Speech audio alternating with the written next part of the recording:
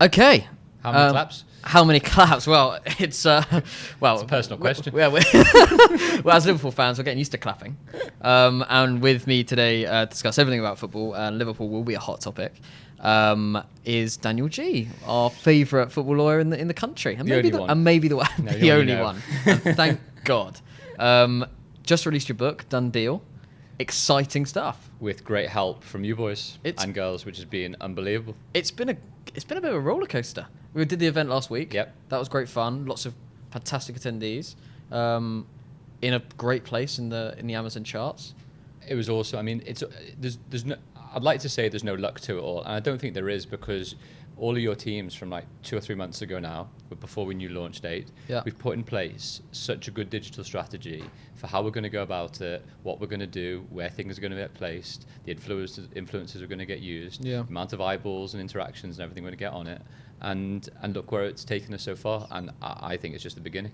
It is exciting. It is exciting. And there's obviously so much more to come. We'll talk about the book as we go through. But I think the first thing we should talk about is the fact that Liverpool are top of the league. They're playing tonight. We're recording on Wednesday in the back end of January, where Liverpool play the day after Man City have just lost again.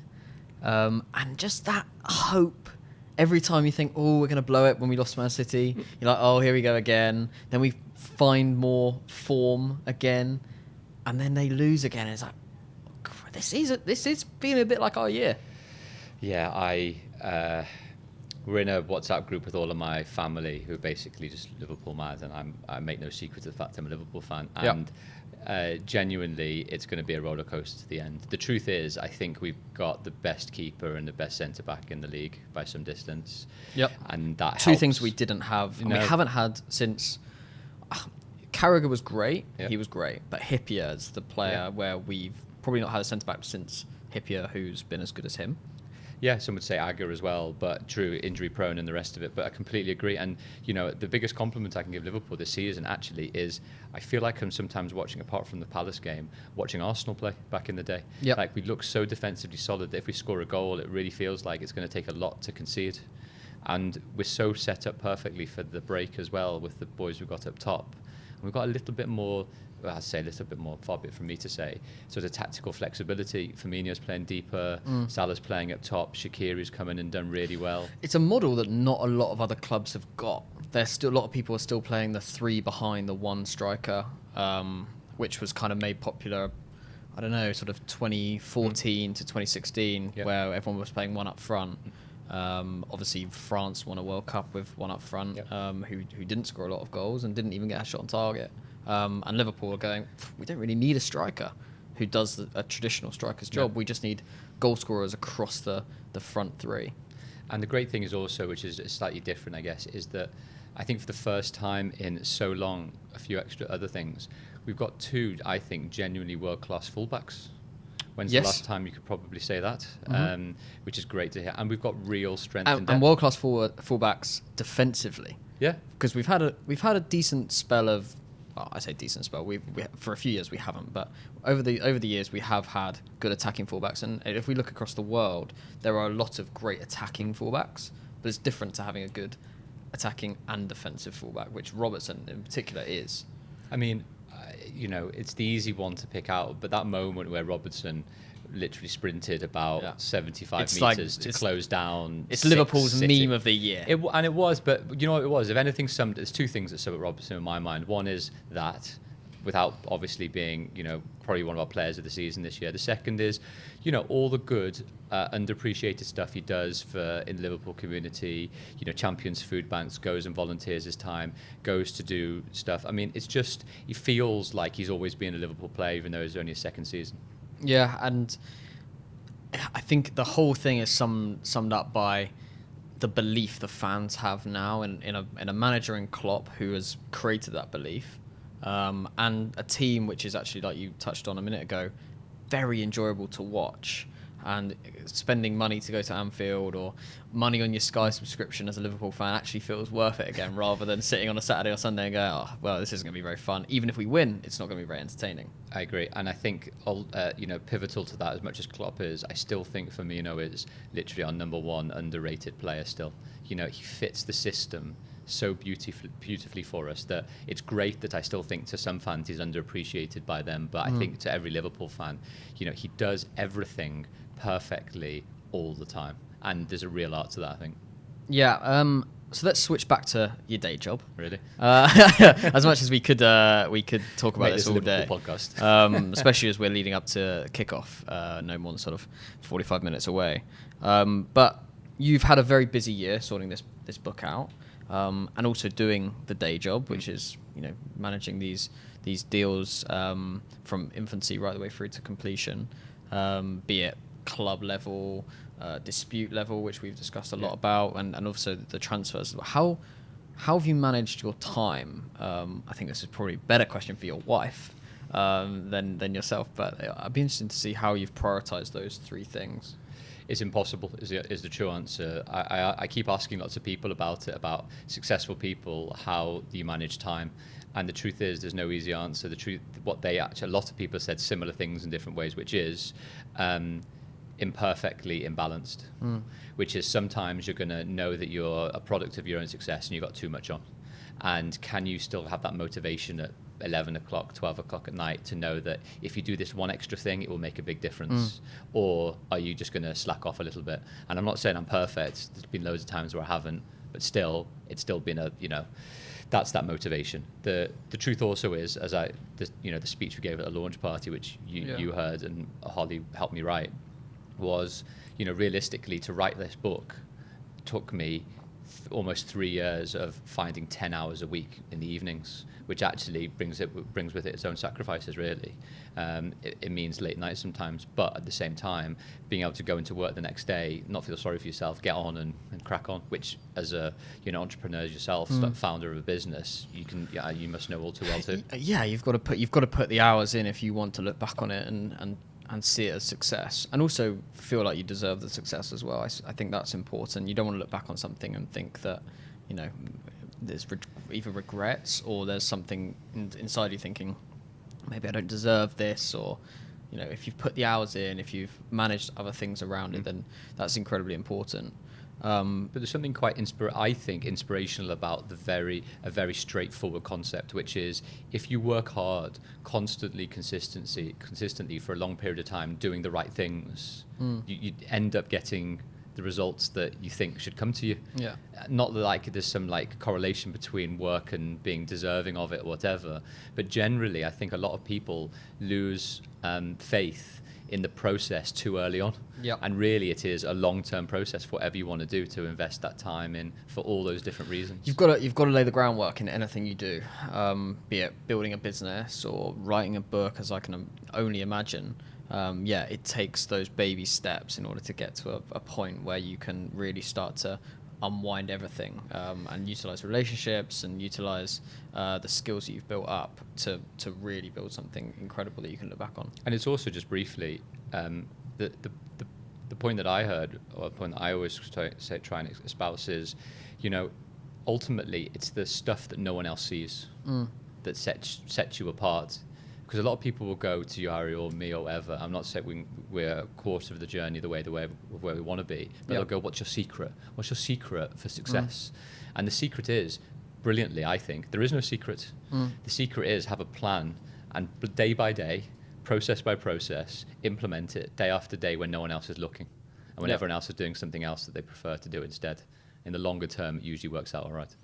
And it's not just been a busy year because of the book. There's also been a lot going on in your work life in terms of a lot of big transfers happened. A lot of, clubs were, moving around, ownership. There's been a lot going on in that side of things as well. So, how has that affected the book? Has it impacted what you've written and how you've written it? Because obviously that's going to be playing on your mind when you're writing certain things. Are you conscious that you've pushed towards certain stories that have happened, or are happening around you inside the year you're writing it? It's got a few things. The first is what I think I've got a little bit better at is realizing that the wider team around me at Sheridan's and generally in my work life are unbelievably talented people, and I need to rely on them a lot more than I do. Yeah. You're not your own island, really, and you're only extension of the of your sort of safety net, really. Yeah. And the guys I work with are exceptional, so I'm trying to give them as greater experience as I'm having. Ultimately, sometimes because, you know, really us and the guys we work with, we like what we do. And if I'm totally honest, sometimes I want to be a bit selfish and do the work because it's really interesting. Yeah. And I want to get my hands dirty and do the day-to-day stuff that is the reason why we're all here in the first place doing it. Let's go on to that then.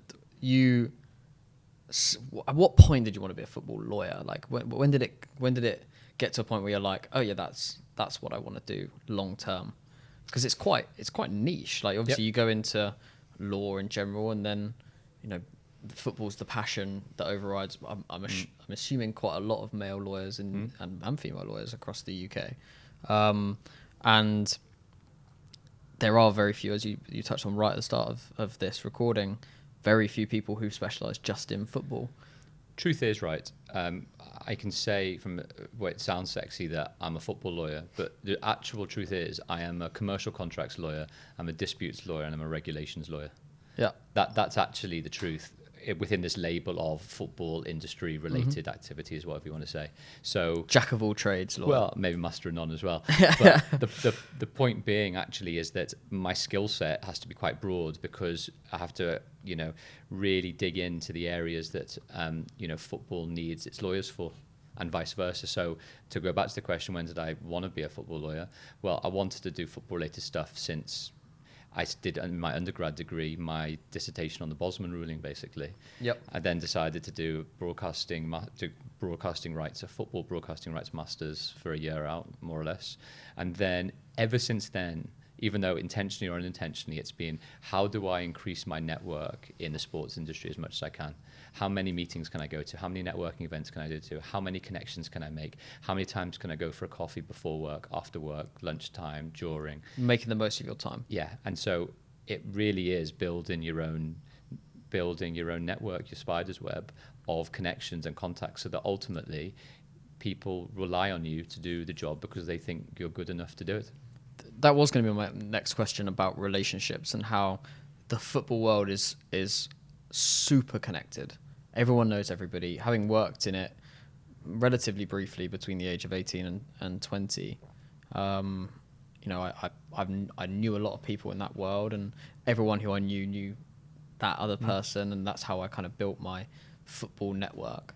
And probably how I came across you in the first place about probably 4 or 5 years ago. And it's really interesting to hear you talk about, and I know, having talked to Jack Jones as well, who works at Sheridan's, and, you know, when we first saw him come through the door when I was 18, 6 years ago, and again, he just put everything into network and relationships. And I suppose the question is, how much emphasis has to go onto the relationship rather than necessarily the skill and the practice that you have? It's my biggest concern always, is the truth. Am I doing too much work and not enough relationship building? I don't look at it as trying to bring in work. I think everyone's looking at it the wrong way around from a lawyer's perspective, from a service sector's perspective. It is not, the question isn't how much work can you bring in. My question I always ask myself is, how many relationships am I developing enough that people trust in me to do the job correctly?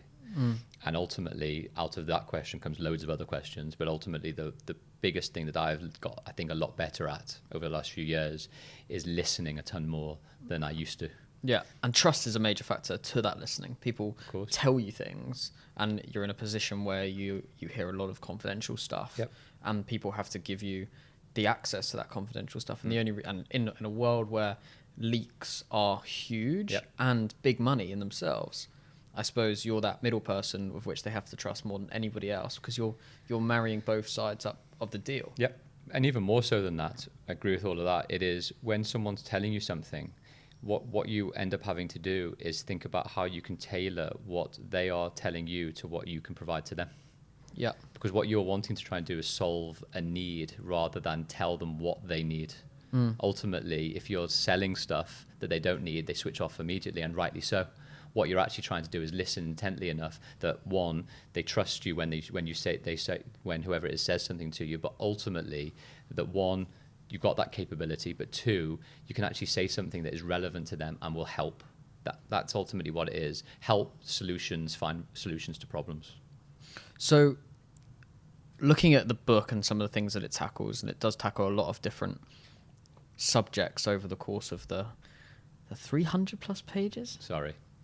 That's how many I read. Well, on the you way. were the first. We talked about this. Yeah, this is a great fact. Literally, you are the first person I think read cover to cover of the official book, or at least you lied about reading it. No, I read it on the Hong way Kong to. flight. I read it on the way to Hong Kong. I've got the photo evidence. You do, and lucky enough, you didn't say it was rubbish. No, it was great, and I was totally honest with you. I didn't read it from start to finish. I picked bits that I knew I wanted straight away, and then I went back and filled the gaps. And that's the aim of the book sometimes, because it can be read front to back, but actually the whole point is there's sections on a variety of things which might interest people more than others. Yeah, and especially when you're looking at it as a fan of a certain club, you're like, okay, well, I'm a Liverpool fan.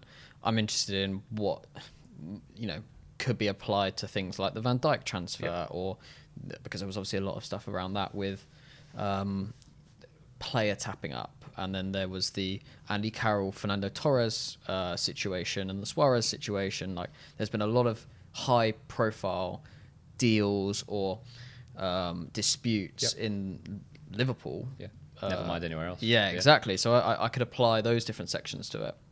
But what do you think the most common misconceptions are when it comes to football business, football deals, transfers, people talking about it in the pub? What are the things they're getting most fundamentally wrong? So I don't think it's necessarily wrong sometimes. It's just I don't think, and that was part of the reason for the book, is that I don't think people quite realise the nuances of things sometimes. So if I give two examples. First example I would say is when you see a back page story which says £30 million transfer, what does actually a 35 million or £30 million transfer actually mean? Yeah. Actually, it probably means that the buying club has to put down probably a third of that in instalments. It may pay a couple more instalments, and then some might be dependent on whether that club wins the league or the Champions League, whatever it may be. The more important part of that story which isn't told is how much actually the club's committing by way of wages over a 5 or 6 year deal, how much agents fees, how much in terms of image rights payments and the rest. So a 30 million quid transfer could actually be 70 million, 80 million pounds that a club actually has to invest over the lifetime of the deal. Now, another bit that's I think a bit of a misconception is who pays agents. Yep. Now, most people will go, well, I get a vast majority, a range of answers, but a lot of people go, well, doesn't the player pay his agent for the work that he does? The truth is usually, at least in my experience, no is the answer. Usually, which seems mad. Yeah, so it's just an evolution of the way things have gone, which is in the opposite way to US sport, really, where there's a benefit to the player in order to more or less... Well, it's representation, right? Yeah, so yeah. you should be paying out of your cut to take your and then the issue that then happens is what happens if the buying club is also being represented by the agent of the player as well. That feels and is a potential conflict, and then a player has to waive that conflict as such. So, that's another common misconception, which is player pays his agent. Usually, that's not the case. Are there ever points, and I suppose the first question actually is... in European transfers or worldwide transfers, are there things that differ across different cultures or different footballing establishments across FA, UEFA, FIFA, CONCACAF, all these different governing bodies? Are there not rules, but are there different ways that normally people deal with it? And then there's a conflict normally when a club in the UK does a deal with a club in Japan because they just deal with the transfer in a completely different way, and then how does that work? Yeah, I have done some a decent amount of international transfers, some, not a huge amount. Ultimately, there are things that can get literally lost in translation, like the word netto. Okay.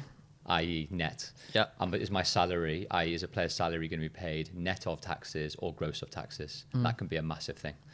Another thing which also crops up is who is going to pay the agent's fee and how much of that is going to get paid. in some countries, all of it is paid upfront when the transfer happens. In the UK, for example, it's relatively common practice to get paid over 2 or 3 windows, even more sometimes.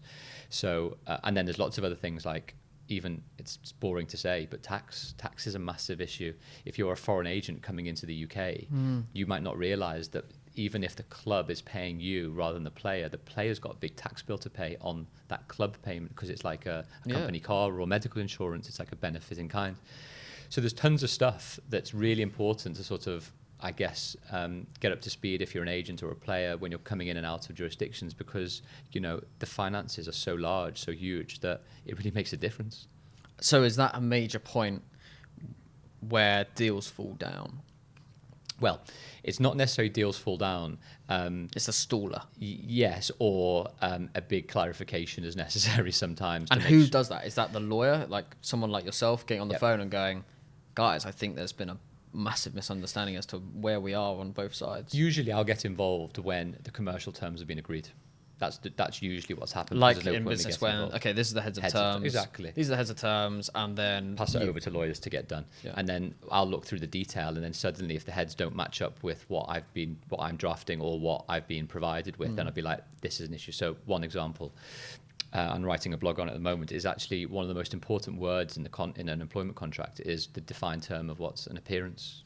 So I think that the first thing is, it's really interesting that it's called an employment contract, because that is what it is. So it's like the most behemoth employment contract you can possibly think of. Yep. Yeah, most of it is non-negotiable, because it is a template that has been agreed between the PFA and the leagues, and if it's the Premier League or EFL and FA. But what's called the Schedule 2, which is more or less when all the financial details get added and the particular clauses and whatever else it may be. If the heads have said more or less, right, for every 20 appearances this player makes, he will get a $5,000 uplift on his salary. Now, what is in the small print is what actually an appearance is. Is an appearance a start? Is an appearance playing for 1 minute?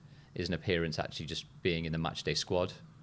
It's what is obtainable, really. So a lot of my job sometimes is actually to go, for you to get that $5,000 uplift, or for you to make that appearance bonus, you've got to start. Now, is it likely in the next 12 months you are going to start X amount of games? And if not, do we need to reduce the number to make it more obtainable? Do we need to make it 10 minutes counts as an appearance, blah, blah, that type of stuff?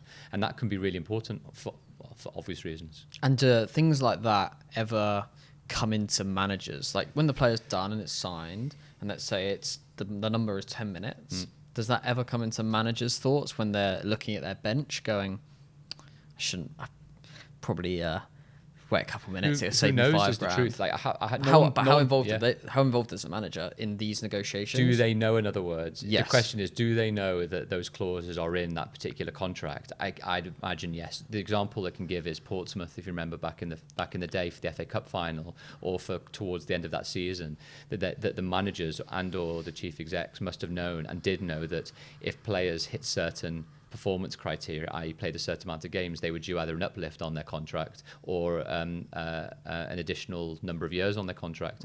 And at that point, I presume they just had to say, we can't play this player anymore because we're probably going to get relegated, or we don't have the finances to be able to do it. So we've got to play other players because sacrifice we can't. The cup. Correct. Or, I think one of the years they got to the final anyway, didn't they? But won it actually. But I think that's effectively the point.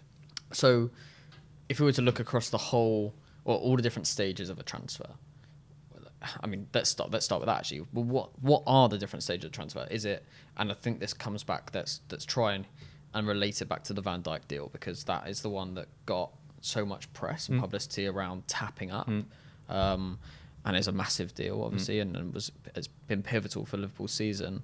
But for people that don't know, there was a lot of press for 6 months before where it looked like Liverpool were going to sign him in the summer. But then it got released from Southampton saying that Liverpool were effectively tapping up the player, which means that they are talking to him without prior consent from the club who owns him. So how does that actually work? Like, how does a team register interest and get talking to a player? Well, technically, you can't speak to a buying club can't speak to a player without selling club's permission. Now, that never happens. Well, all I can say is I don't usually get involved at that stage unless there's a problem. like in Van Dijk, I didn't act on that deal. Where there's a potential breach of the rules. Now, it was obviously clear that Liverpool very quickly came out, apologised and said that's our end of our interest, but then was able to go back 6 months later and maybe pay a bit of a premium in order to get the deal over the line. Ultimately, when I will get involved will probably be a little bit later down the line, which will really be, Dan, we've agreed the commercials, this is what's happened, we want you to look over the employment contract, we've got an image rights deal to look through, and here's the agency agreement that we need to look through for commission rates, etc.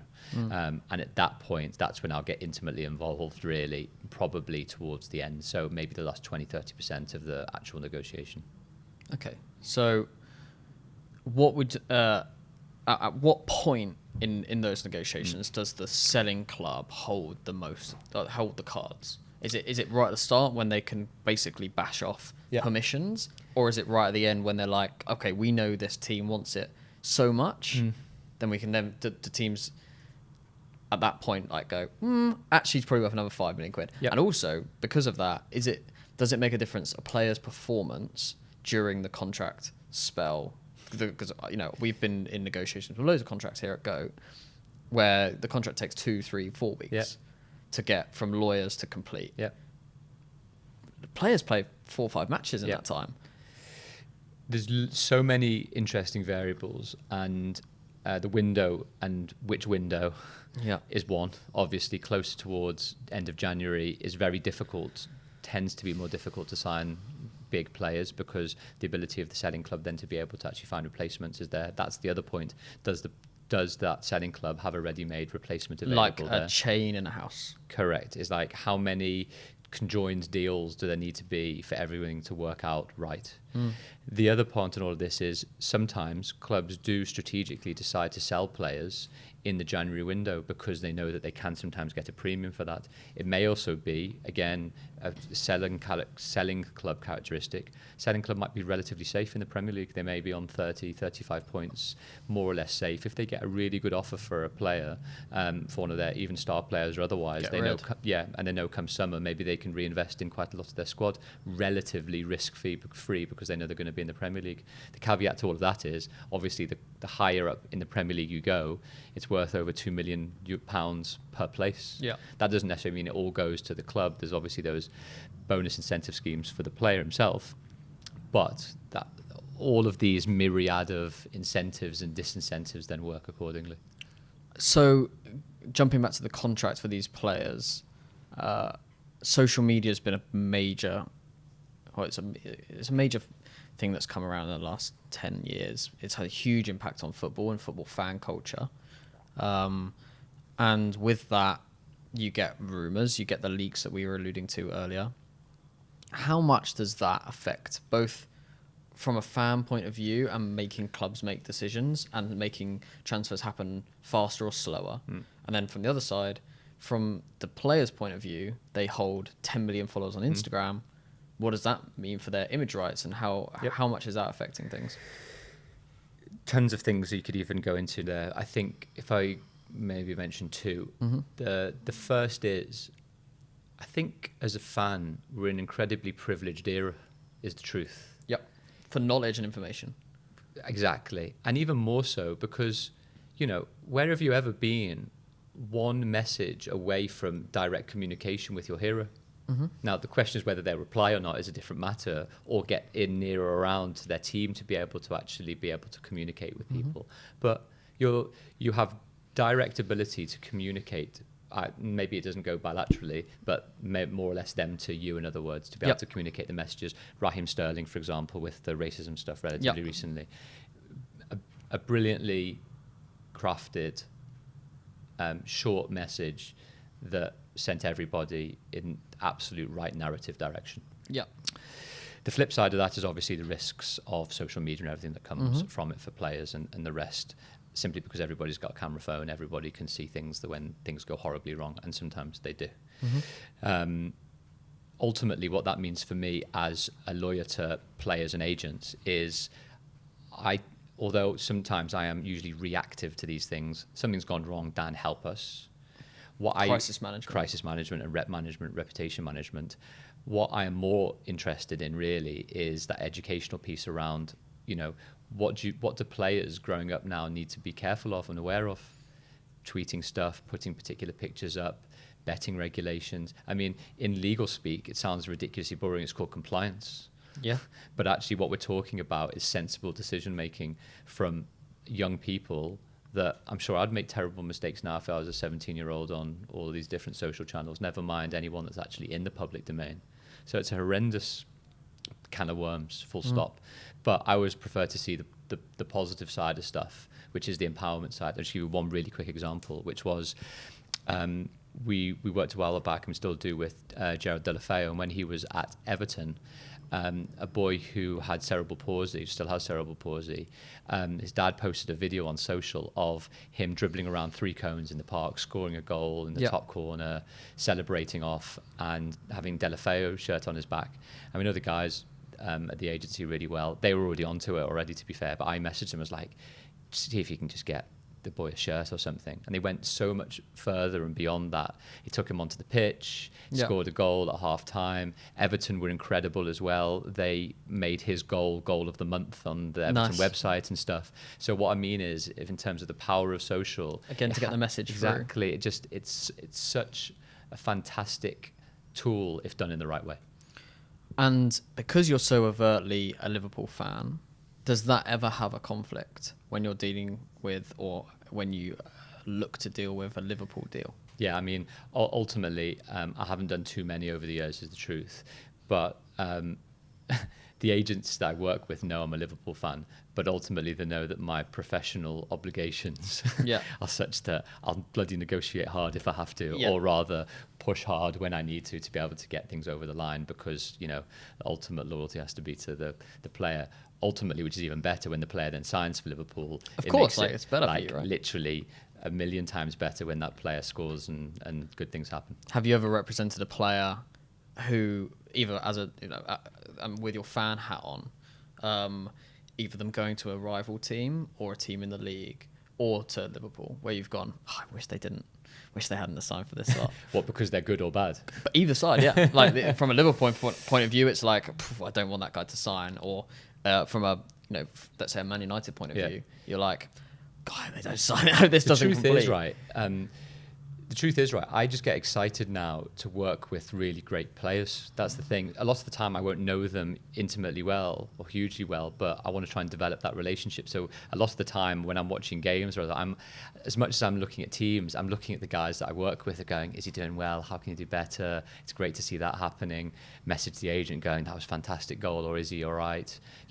Injuries happen, the rest of it. And it's that type of stuff. So I feel quite personally connected to the players as much as anything else these days.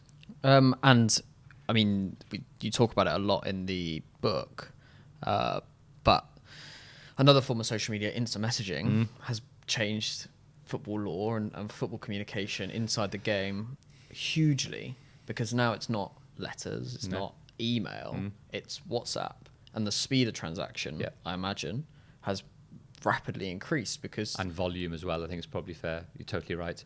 Like, if it's takeover deals that's going on, if it's transfers that are happening, if it's, Dan, something's gone wrong, we need a hand with, or it's, Dan, we need something is happening and we need a hand with. Ultimately, and you must get it if hugely, exponentially more than I, which is people, and I don't necessarily usually have a problem with it, people expect instantaneous results or instant communication and responsiveness. And that's the thing that I struggle with sometimes, which is if you're on WhatsApp, which 10 years ago, I guess, if it's been going for 10 years, was a friendship app to message people really and send a nice baby picture or something. Now it's communication. Yeah, now it's communication, and it's like, Dan, have you got round to doing this yet? And as soon as the 2 blue ticks come along, they've seen that. Yeah. So it can be a burden sometimes, but ultimately my philosophy is, and I've literally talking to my wife Hull last night, which was one of the agents that came here was joking about it. It was like, I knew when I was messaging Dan at 3 a.m. to get 2 deals done over the line the next day, that he was the lawyer, literally the guy for me, because most, if not all others, would be like, I'm not speaking to you at 3 a.m. in the morning. I've got to have my sleep, or I've got to do things. So maybe, and I'm writing a book. So maybe the problem actually is me. That maybe I'm too responsive, and actually that causes me the problem. Certainly something I think about, because if someone doesn't reply to me within a minute, then I'm stressed. It's like, where are they? What's going on? Yeah. And I always say to people, if I don't reply in 5 minutes, then there's something really bad going on. I'm either in a meeting that I just cannot get out of, which is very rare, or there's something that I've lost my phone, which is even like, that's my worst nightmare. But that's the other thing as well, where I must be the same with you a lot of the time, is if I'm at my desk drafting something, I need to be on it, and sometimes I need to be on it for 2 or 3 hours. Mm-hmm. The problem is that if my phone is just to the left of me, just like that, and I'm just making that little thing where you're just turning your phone to see what's going on, because there's always something going on. Yeah. I'm completely distracted away from what I need to do more often. So lots of the time, it's just like a habit now. My phones go in my jacket pocket. Right, I can do that. Just for periods of time. If I know actually for the next hour, it doesn't matter what happens. If someone needs to get hold of me, they'll phone or otherwise. But otherwise, I'm just going to concentrate 100% on what this needs to be done. Transfer fees have gone ridiculously through the roof over the last 20 years, especially since I've been watching football. It's gone from Michael Owen leaving Liverpool for 10 million quid, 2 years after being Ballon d'Or winner, to being, very casually a £50 million deal for someone like Richarlison, who, he's a great player, but he's not 50 million quid. But it just becomes the norm. And where's the stop? Where's the stop on that? Because there's so much money in the game as sponsors keep rolling in, as TV rights keep rolling in. Like, what's the stopping point? I think you've answered your own question. When the broadcast stops? I think ultimately, so there was a great stat by the guys at the 21st Club. Omar was on Twitter a few weeks ago when he was talking about usually clubs are paying transfer fees within a particular proportion of their overall commercial revenues. And I think it was 15%. I saw that. Yeah, that was great. That was great. And it sort of appeared to be a general type of benchmark, which I was really interested in because I hadn't really seen that before.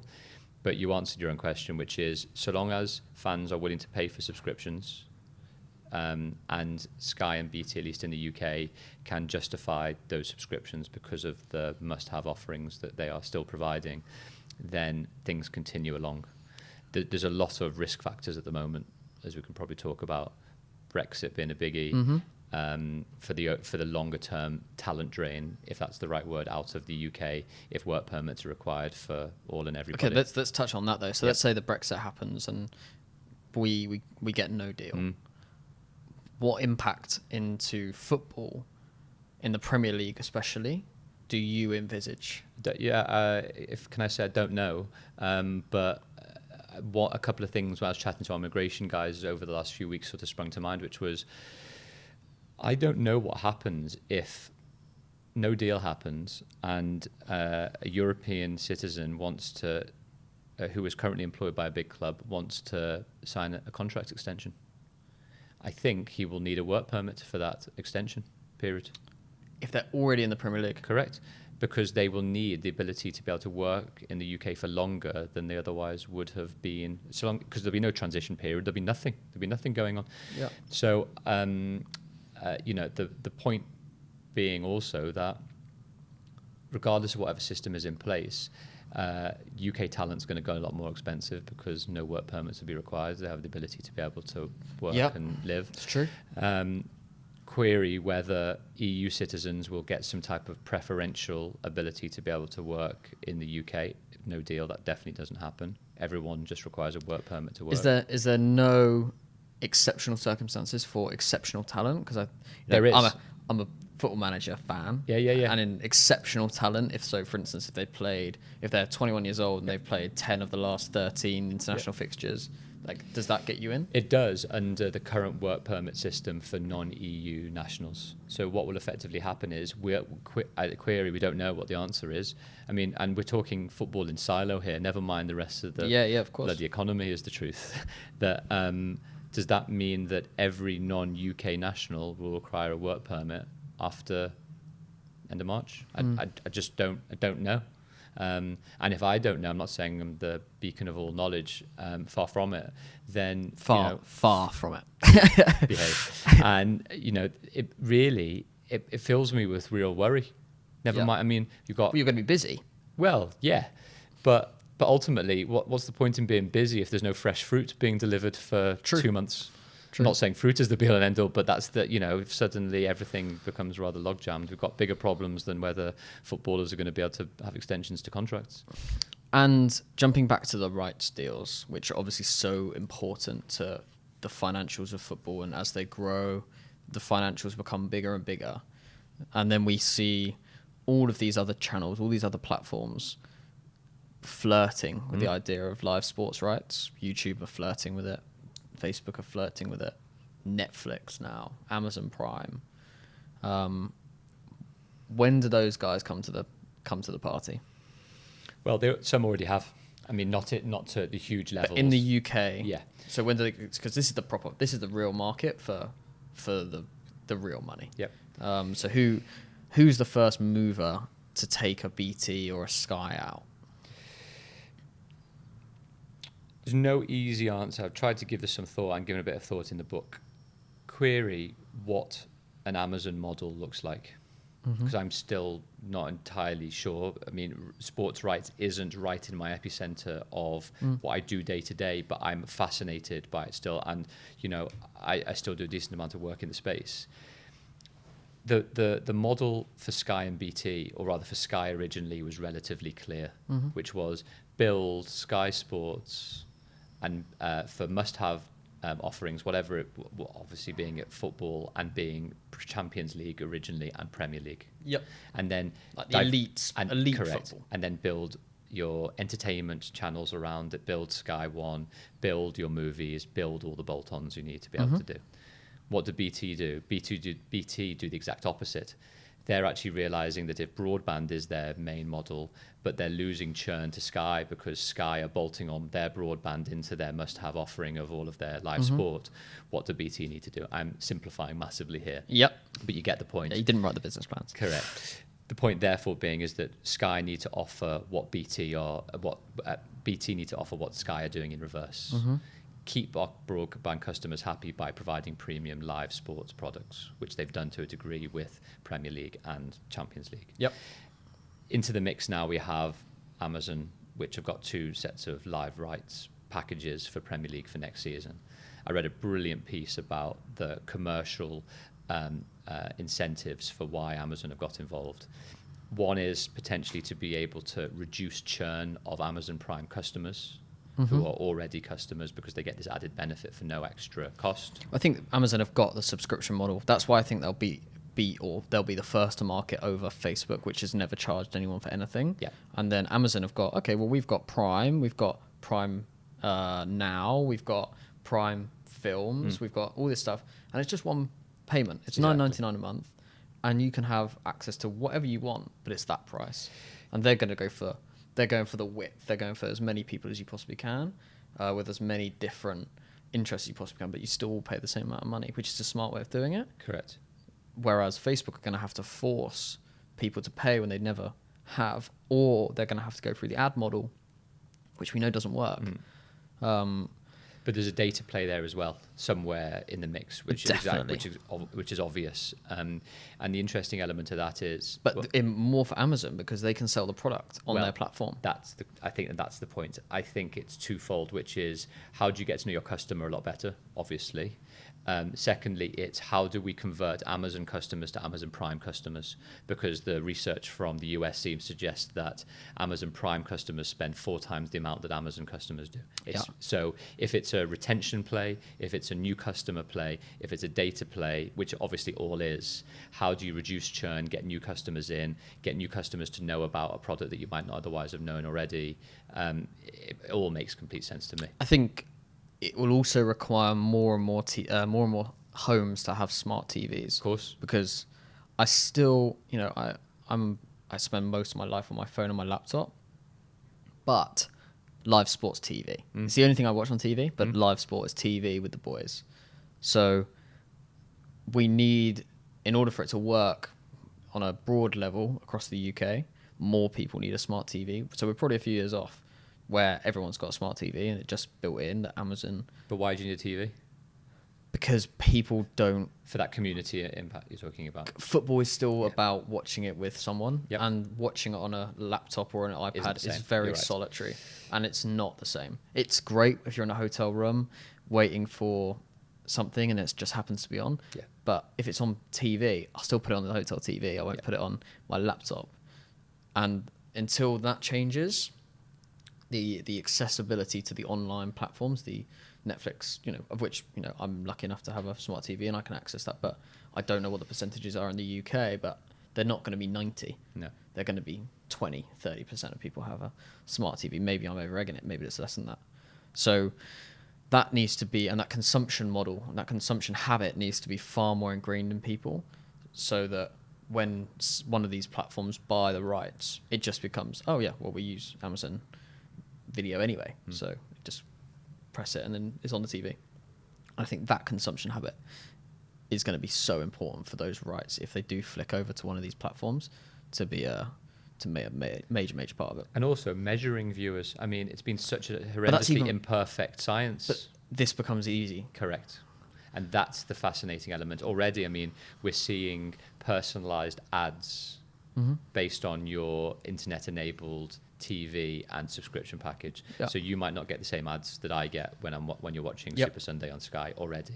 And people don't probably quite realize that as yet. And that will only increase, so that actually you get a much better metric and measure of what people are watching and what people are interested in. It's just, it's like the Netflix algorithm, really. Yeah, why not try and be able to be a lot more precise as to what people are enjoying watching and give them those recommendations? Let's finish on some advice. Having read your book, I feel like I could pretty much step into your shoes and do your job now, as I understand every single clause that a player could possibly ask for. But what advice would you give someone who looks at your job and goes, that's a cool thing to do. That's something I'm interested in. I love the law side of things and how the process and the legals work, but also I'm a massive football fan. Like, how do you get into this? And I think it would probably come back to relationship and network. Yeah. Ultimately, it's a few things. I probably get, just as you probably get as well, 10, 20 emails a week from people saying, want to be a lawyer. I'm really passionate about sport as well. I think sports law is for me. And the truth of it is, it might well be, but you've got to do more than just say it. You've got to do it, and the way that you do it. It's not just reading your book that's going to get me into the Sheridan's offices. Well, on your day rate. Well, if you want to give it a go for a day, maybe we'll do a job swap. God, that'd be terrifying. For me or for you? For me. What for twofold? You'll be running my business, and I'll be doing sports law. Yeah, I think it wouldn't work. Well, you never know. Maybe they wouldn't notice. But maybe more the blonde locks would give it away, but that's a different story. I think I can still tell Johnny Medill to do something quite well. But going back to the seriousness for 1 second, there's a couple of things. The first is, and it's the same in your field, which is, how do you get more than just competent in what you do, i.e. skills? Like for a lawyer, I'm wanting to be a sports lawyer. I'm not a good football lawyer because I know football. It helps. And I've developed that over a long time. But all it does is provide a bit of context. Correct. I'm hopefully a very good football lawyer and sports lawyer because I know how to negotiate a commercial contract, or I know the rules around disputes, or I know how particular IP provisions work in an image rights deal or something like that. So you think that you have to start with those things and then you've got to start with the skills. Okay. That matter across any sector and across any type of area that you want to specialize in the law. The second thing you say is, okay, you've got a passion for sport and football. What is it about those particular areas that interest you? You can't just say, I really like watching football. You need to say, right, it's the financial fair play rules that are interesting, or it's really interesting about that. I've read about that clause and that indemnity and why that was important, or the dispute that happened and bringing the game into disrepute for that particular element. You've got to drill down into the real detail and the matters that matter. And the only way you do that is by, for example, going on this great website called Law and Sport. They've got like 150, 200 football law articles. And I said to everyone that wants to do football law, just read it back to front. Yeah. I mean, spend the next 2 years 2 hours a week, spend that reading every single footballer article you've got that's out there, and then, really in a really nice way, come back and start talking to me about, and everybody else, about the interesting things that now you're interested in yourself. So it's not the act of going, I really want to be a lawyer and I really love football, so obviously that's the thing for me. It's how do I really dig into my skill set, and also how do I dig into the industry understanding and really get to grips with the things that are impacting on the industry right now. Great. What a great way to finish. Almost Daniel sounded half compliment. Thank you very much. Done Deal is now out on Amazon and all great book shops as well. Correct. Waterstones, I know, is a proud stockist of. I mean, my dad walked into WH Smith yesterday. I've never heard him so proud. Nice. You're up on the top shelf. I think that's reserved for certain types of material, to be fair. Although it does make me excited when I read the book. Daniel G, thank you so much for coming in, and we'll be recording another podcast in the coming days. I think I'm not sure who we've got coming up, but we're going to try and make this more and more regular thing again. So thank you very much, and we'll speak soon. Pleasure, pal.